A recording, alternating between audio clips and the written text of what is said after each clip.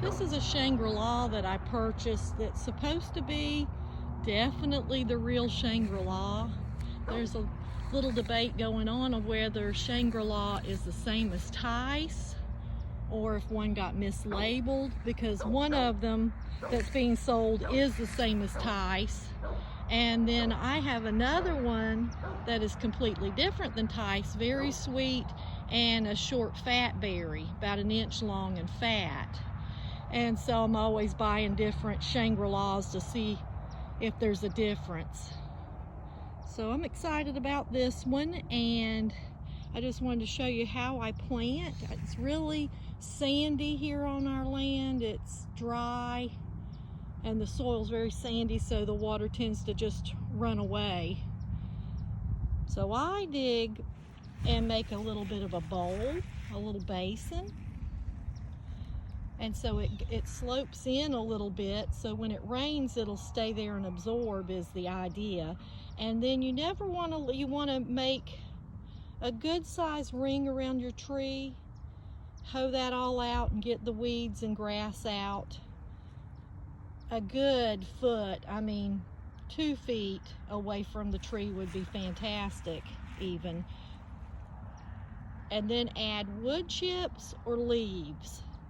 And don't put them quite up to the trunk, but you can put them close.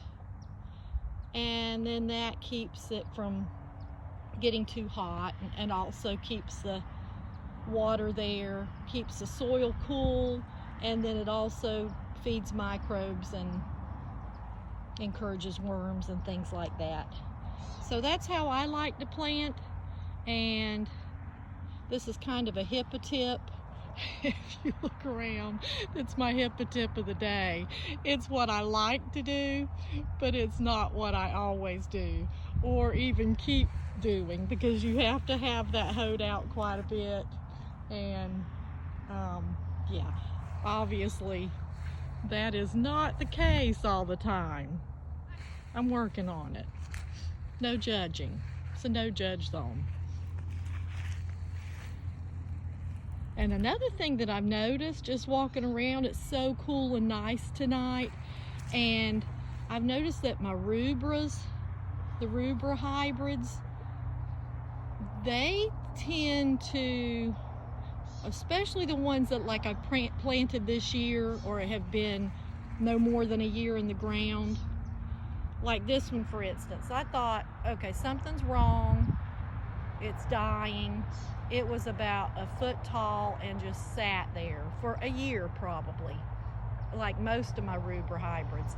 And now that it's cooling off a bit, when other things are starting to go to sleep, they are starting to come alive and grow. And so I've noticed that with all the Rubras around.